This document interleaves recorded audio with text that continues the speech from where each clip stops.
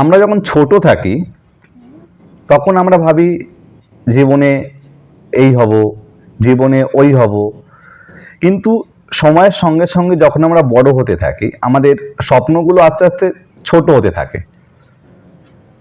কারণটা কি? কারণ একটাই, কারণ জীবনে আমরা ভাবতে তো ভালোবাসি যে কি করতে হবে, কি হতে হবে, কিন্তু সেটা হতে গেলে আমাদেরকে কিভাবে পথ চলতে হবে সেটা আমাদের জানা থাকে না।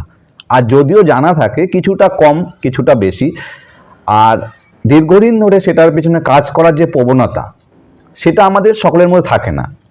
কিন্তু একটা কথা আমাদের মাথায় রাখতে হবে, যদি আপনাকে সাকসেসফুল হতে হয় বা জীবনে কিছু করতে হয় তাহলে কিছুটা পথ চলতে চলতে আপনাকে কিছু পরিশ্রম করতে হবে।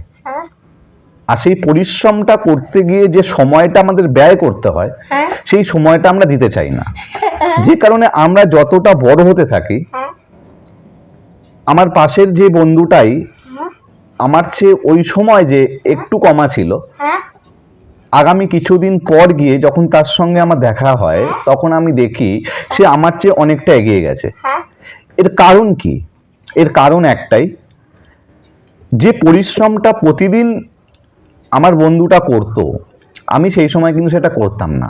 আমি সেই সময় বিভিন্ন রকমভাবে আমার টাইমটাকে কাটাতাম, আনন্দ ফুর্তি করতাম, এবং যখন জীবনটা অনেকটা পর্যায়ে আমরা চলে যাই, অনেকটা সময় পার করে ফেলি, তখন গিয়ে আমাদের মনে হয় যে ও সাকসেসফুল, ও জীবনে এটা অ্যাচিভ করলো, আমি কেন পারলাম না।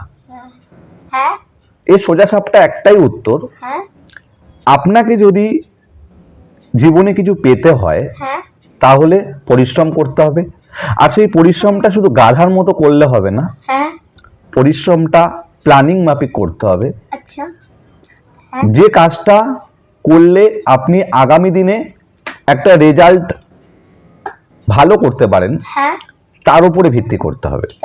তাই শুধু পরিশ্রম নয়, পরিশ্রমের পাশাপাশি আপনাকে নির্দিষ্ট পরিকল্পনা করে সামনের দিকে এগোতে হবে।